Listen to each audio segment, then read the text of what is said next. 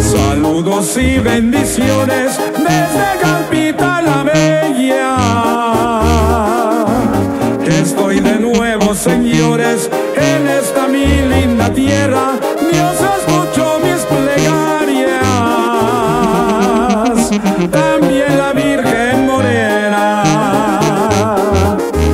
Me voy con rumbo al santuario a ver a mi Virgencita. Luego al templo del Rosario y a su parroquia tan linda, al templo de San Antonio. También lo traigo en la lista. La feria de la pitaya de esta mi linda región, con traguitos de mezcal brindaré con emoción para prestarme el alma y alegrar el corazón.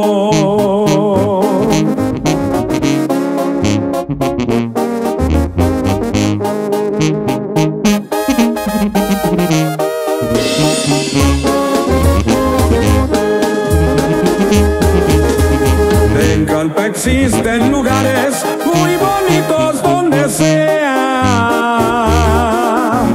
Tiene su puente colgante, el kiosco y casa de piedra, linda plaza principal,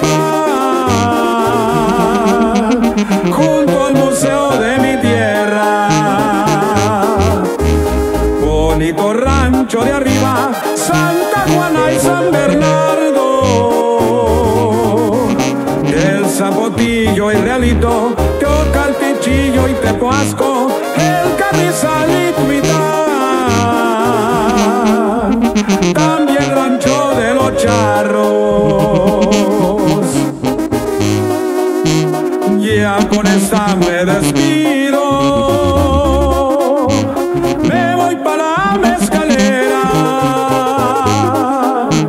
pero antes quiero decirles que este cañón y eso perla